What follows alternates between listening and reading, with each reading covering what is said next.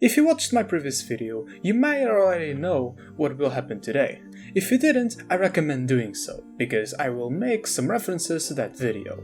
So the links are in the description. Anyways, today I made an horror game for my good friend SimonStache, but since it's literally my first time using Unreal Engine 5, I'm going to, most of the time, be following a tutorial on it. But I will create my own code from this video forward. So, without further delay, let's begin this mess of a video. I started the project by getting familiar with the engine, and after seeing almost every single thing this engine has to offer, I must say that this has a lot of features, but one that stood out the most to me is the light and shaders that they give in a blank project. I mean, look at this graphics. I didn't even start, but yet the game already looks amazing. Not only that, but the engine already provides a lot of presets for your game, like a 3D person view, a first person view, and even a VR preset with hands and everything. But unfortunately, I can't test this one, since I don't have a VR headset. Anyways, now with the project created and everything learned about the layout, I started watching a tutorial on how to make a horror game.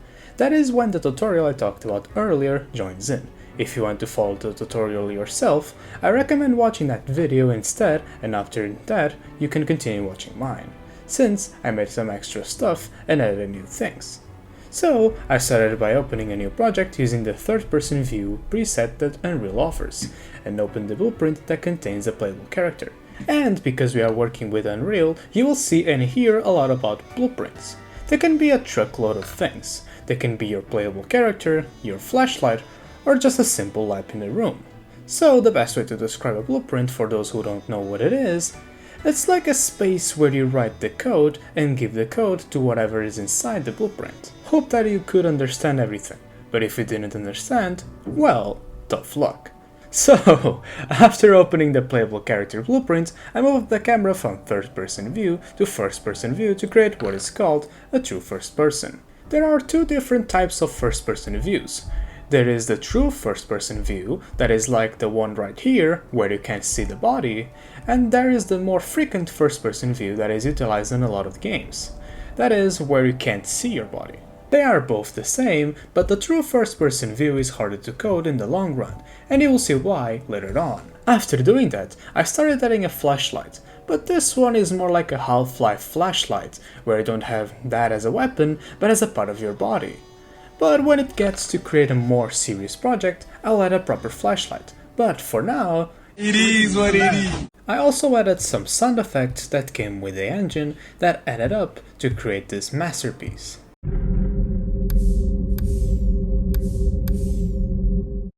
Isn't it cool? Well, after that, the tutorial started making a drawer? It appears to be more like a cabinet than anything else, but who am I to judge? Anyways, to make that drawer, I need to use, again, the blueprints. But this time I created a blueprint type actor. The one that I used for the playable character is type character. The type actor just means that the object inside the blueprint can have functions that interact with the player. So, with that blueprint created, I started working on the design and code of the drawer. But to even start that, I need a way to make the playable interact with actors, so I created a line of code that detects if a player is in a certain range and if the player is pressing E, which is the key to interact with stuff. And now I can do the drawer code and design. Again, if you want a better in-depth video about this, please check the video in the description. And this is the end result.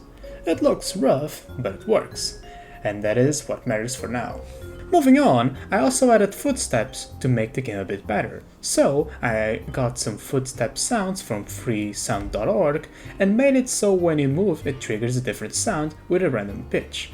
And the final result looks like this. And then I added the most difficult part of all, the AI.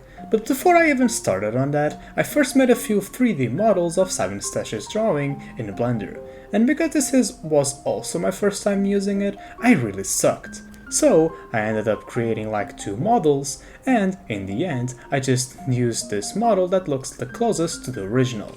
And I know what you're thinking, why doesn't it have legs? Well, my good friend, that is because the source material does not have legs either, and I was planning on adding legs, but when transporting to Unreal, I had some problems with the model, which led to the deletion of said legs. Now, with the model ready, I could start making the AI. I'm not gonna describe the process or anything, because if I do, this video will get very long, so then again, check the description for the tutorial I used. But I have this one clip of the testing phase.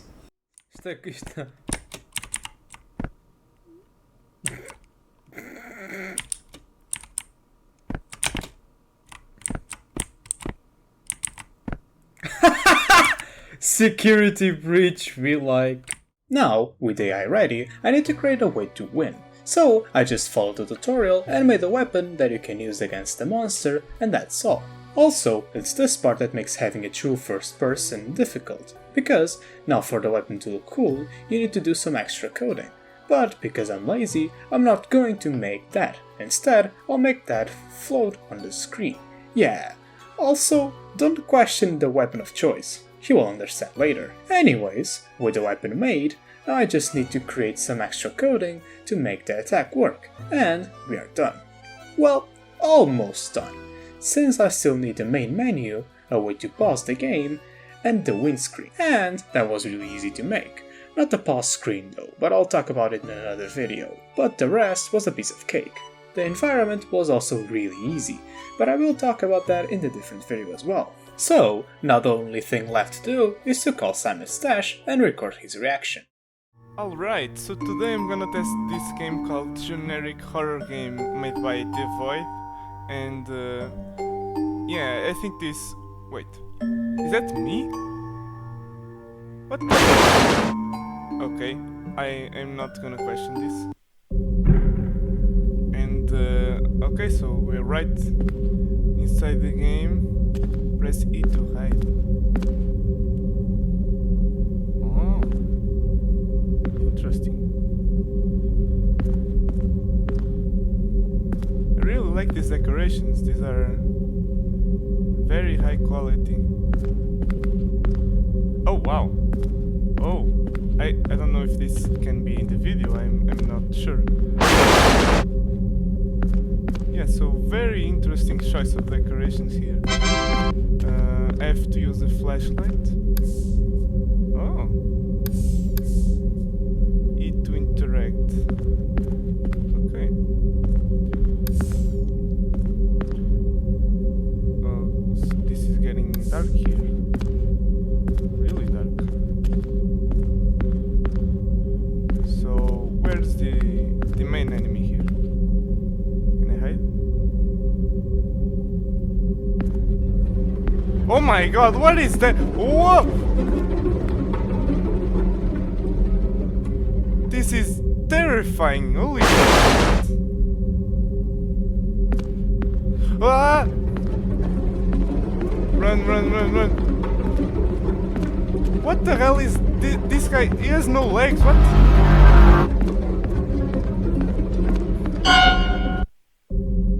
Okay.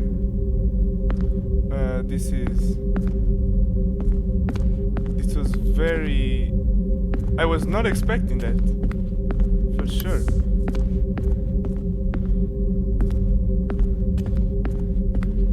And my model is so... it's not the best quality. Wait, where is he? Oh, there he is. Run! This table has a lot of stuff. Oh, is this a... wait. Why am I holding a piece? Run! Oh my god. What do I do with this?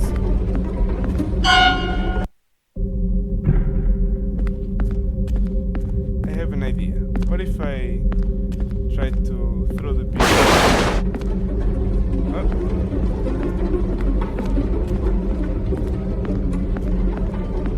Wait, I can do this.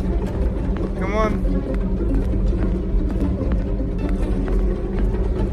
Yeah. You finally came. What the hell?